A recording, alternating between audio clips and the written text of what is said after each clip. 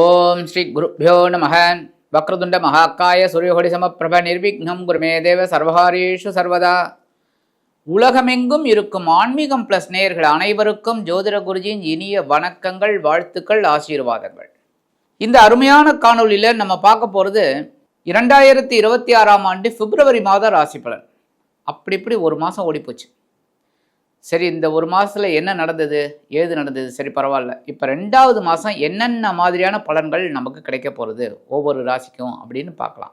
Subscribe பண்ண அனைத்து இனிய நெஞ்சங்களுக்கும் எங்களது நன்றிகள்.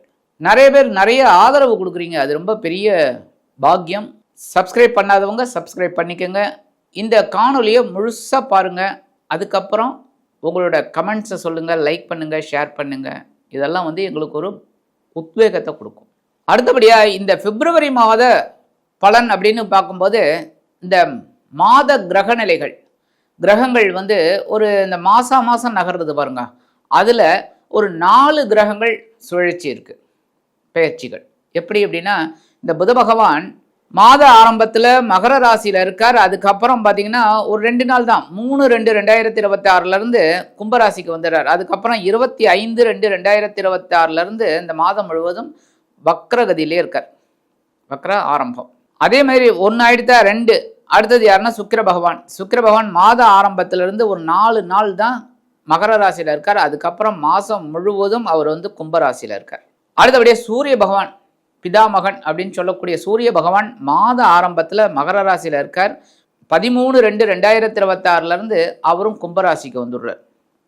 அடுத்தபடியாக செவ்வாய் மாத ஆரம்பத்தில் பார்த்தீங்கன்னா மகர ராசியில் உச்சமடைந்து அற்புதமாக சஞ்சாரம் பண்ணிட்டு இருக்கிறவர் 23/2/2026 அவரும் கும்பராசிக்கு வந்துடுறார். ஸோ இந்த 4 கிரகங்களும் அப்படியே இந்த மாதம் அப்படியே கும்பராசிக்கு வந்துடுறாங்க. சனீஸ்வர பகவான் அதே மீன ராசியில் தான் இருக்கார் மாதம் ஃபுல்லாக. அதுக்கடுத்து பார்த்தீங்கன்னா குரு பகவான் அதே மிதுன ராசியில் வக்ரகதியில் தான் இருக்கார். பார்வையும் பார்த்தீங்கன்னா துலாமில், தனுசு, கும்பம் ஆகிய ராசிகளில் விழருது. அடுத்தபடியாக ராகு கும்பராசியில் தான் இருக்கார். கேது சிம்ம ராசியில் தான் இருக்கார். இதுதான் இந்த மாத கிரக அமைப்புகள். அந்த வகையில் இந்த பிப்ரவரி மாதம் அப்படிங்கும்போது மாத ஆரம்பத்திலே தைப்பூசம் வந்துடுறது. தைப்பூசம் ரொம்ப அற்புதமானது. முருகப்பெருமானுக்கு உங்களுக்கே தெரியும், முருகனுக்கு வேல் வழங்கிய ஒரு நாள். அதாவது அம்பிகை வேல் வழங்குறா. எங்கே சிக்கல் அது இன்னமும் பார்த்திங்கன்னா அந்த முருகப்பெருமானுக்கு அந்த வேல் கொண்டு கொடுக்கும்போது முகத்தில் அப்படியே பனித்துளி போல வேர்வை அப்படியே வழியும். அது இன்னமும் நடந்துட்டுருக்கு. அது பெரிய அதிசயம்.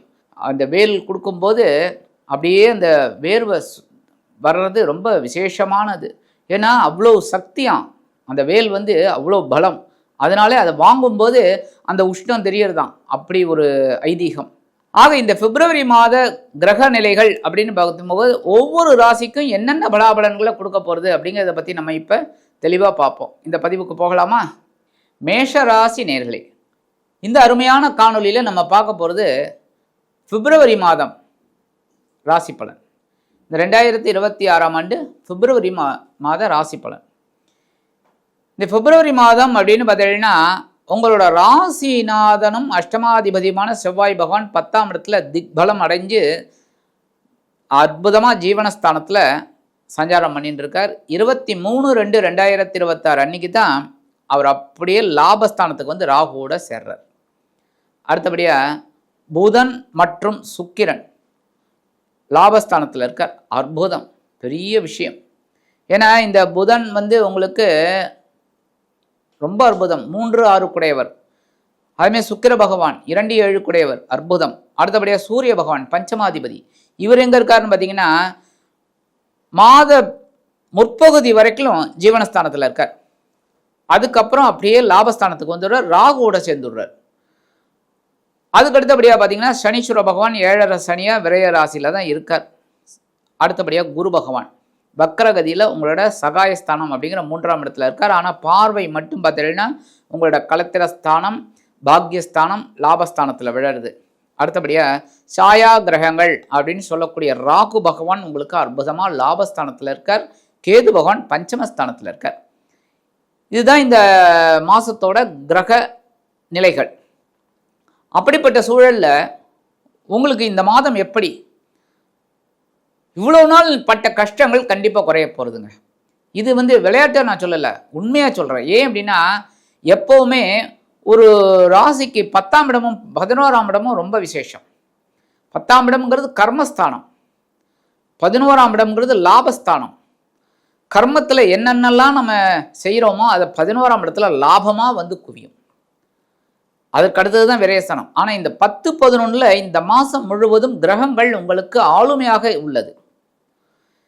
ஏன் அப்படின்னா, புதன், சுக்கிரன், செவ்வாய் மட்டும்தான் 10ஆம் இடத்துல இருக்கார். அவரும் பார்த்தீங்கன்னா மாச கடைசியில் அவரும் ஓடி லாபஸ்தானத்தில் உட்காந்துறார்.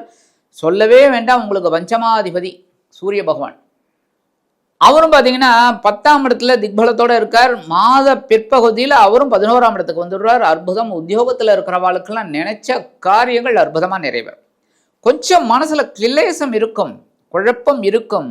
நீங்கள் கேட்கலாம், என்ன சுவாமி இப்படியும் சொல்கிறீங்க அப்படியும் சொல்கிறீங்களே அப்படின்னு. கண்டிப்பாக இந்த கிரக அமைப்புகள் உங்களுக்கு லாபஸ்தானத்தில் இருக்கார். ஆனால் இந்த கேது பகவான், ஞானத்தை கொடுக்கக்கூடிய கேது பகவான் உங்களுக்கு பஞ்சமஸ்தானம் அப்படிங்கிற 5ஆம் இடத்துல இருக்கார். எங்கே? சூரிய பகவானோட இடத்துல இருக்கார். கரெக்டா? குழப்பம் இருக்கும். 5ஆம் இடம் அப்படிங்கும்போது பூர்வ புண்ணியஸ்தானம். போன ஜென்மத்தில் நம்ம என்னென்னலாம் கர்மாவை பண்ணினோமோ அந்த கர்மாவை கழிக்கிறதுக்கு தான் இந்த பூமியில் ஜனனம் எடுத்திருக்கோம். அது எல்லாருக்குமே தெரியும், நான் சொல்ல வேண்டிய அவசியம் இல்லை. ஆனாலும் இந்த 5ஆம் இடத்துல இருக்கிற கேதுவால் நமக்கு கொஞ்சம் குழப்பம் இருக்கும். எடுக்கிற காரியங்களில் ஒரு மனக்கிலேசம் இருக்கும். குழந்தைகளின் மூலமாக குழப்பம் இருக்கும். குழந்தைகளை வெளிநாட்டுக்கு படிக்கிறதுக்கோ இல்லை உத்தியோகத்துக்கோ நீங்கள் அனுப்பிச்சிருப்பீங்க. அதுவே மனசுக்கு உங்களுக்கு சங்கடங்களை கொடுக்கும். என்னடா அது இந்த மாதிரிலாம் நடந்துட்டு இருக்கே அப்படின்னு ஒரு மன வருத்தத்தை கொடுக்கும். இன்னும் படிக்கிற குழந்தைகள் அங்கே போயிட்டு ஒரு ஜீவன விஷயமா உங்கள்கிட்ட பணம் கேட்கும். அந்த பணத்தை அனுப்புறதுக்கு நீங்கள் ரெடி ஆகணும். அந்த மாதிரிலாம் சில குழப்பங்கள். ஆனாலும் எல்லா கிரகங்களும் கிட்டத்தட்ட லாபஸ்தானத்தில் இருக்கிறது ரொம்ப விசேஷம். சனீஸ்வர பகவான் விரயஸ்தானத்தில் தான் இருக்கார். அதனால் படிக்கிற குழந்தைகள் தாராளமாக வெளிநாடு போய் படிப்பார். அதேமாதிரி உத்தியோகம் பார்க்கணும்னு நினைக்கிற குழந்தைகளுக்கெல்லாம் நல்ல உத்தியோகம் அமையும். நான் சொல்கிறேன், குழந்தைகள் அப்படின்னா முதல் சுற்று அப்படியே பேக்கப் ஆகிடும். அந்த குழந்தைகள்லாம் அழகாக போய் படிக்கிறதுக்கு இதுக்கெலாம். ஆனாலும் அந்த குழந்தைகளுக்கும் மனசில் கொஞ்சம் குழப்பம் இருக்கும். என்னடா அது, அங்கே போய் நம்ம சர்வை பண்ண முடியுமா, நம்ம நல்லா படிக்க முடியுமா அப்படிங்கிற மாதிரிலாம் இருக்கும். ஒவ்வொரு விஷயத்துலையும் இது இருக்கும். ஆனால் இந்த குரு பகவான் பார்த்தீங்கன்னா உங்களுக்கு 9, 12 குடையவர். அவர் எங்கள் 3ஆம் இடத்துல வக்கரத்தில் இருக்கார். தொடர்புகள் மூலமாக சில நன்மைகள் கிடைக்கும்னாலும் தொடர்புகளின் மூலமாக சில கஷ்டங்களையும் நீங்கள் சந்திக்க நேரிடும். தொடர்புகள் ரொம்ப நாள் எதிர்பார்த்துட்டு இருப்பீங்க. சில பேர்கிட்ட ஒன்று கடன் இல்லைன்னா ஏதாவது ஒரு விஷயத்தில் அந்த எதிர்பார்ப்பு உங்களுக்கு மைனஸ் ஆகும். எதிர்பார்க்காம இருந்தீங்கன்னா அது ப்ளஸ் ஆகும். அந்த மாதிரி இந்த குரு வக்கரத்தில் இருக்கும்போது தந்தையாரின் மூலமாக நீங்கள் எதிர்பார்க்குற அந்த உதவிகள் கிடைக்கும்னு நினைக்கும் போது கிடைக்காம கூட போகலாம், இல்லை தள்ளி கூட போகலாம். அந்த மாதிரிலாம் சில இது. ஆனாலும் குருவோட பார்வை உங்களுக்கு அற்புதமாக இருக்கிறதுனால திருமணம் ஆகாத குழந்தைகளுக்கு திருமண யோகம் உண்டாகும். அதேமாதிரி தந்தையார் ஓரளவுக்கு அனுகூலமாக இருப்பார். நீங்கள் தொட்டதெல்லாம் வெற்றி அடையக்கூடிய 9ஆம் பார்வை லாபஸ்தானத்தில் விழுது. ஆனால் எல்லா கிரகங்களும் பார்த்தீங்கன்னா நேர ராகுவோட தான் சேர்றாங்க. ராகு பிரம்மாண்டத்துக்கு அதிபதி, யோகக்காரகன்.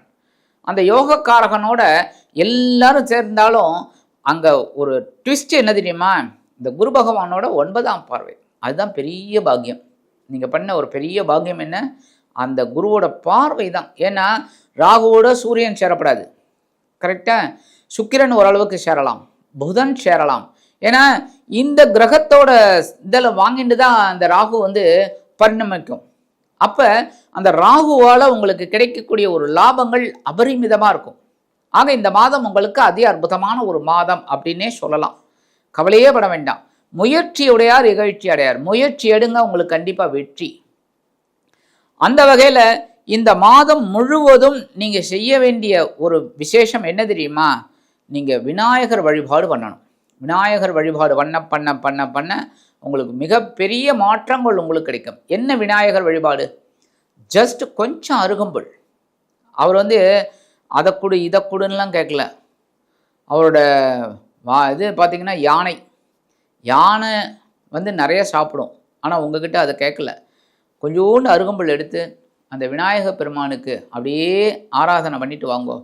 அற்புதமாக உங்களுக்கு நிறைய நன்மைகள் ஆட்டோமேட்டிக்காக கிடைக்கும். ஏன்னா இந்த மாதத்தில் நீங்கள் விடக்கூடாது. அதுக்காகத்தான் நான் இவ்வளோ தூரம் சொல்கிறேன்.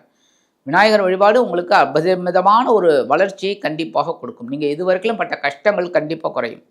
அடுத்தபடியா ஓம் கம் கணபத்தையே நமக. ஓம் கம் கணபத்தையே நமக. தினம்தோறும் 108 தடவை சொல்லுங்க.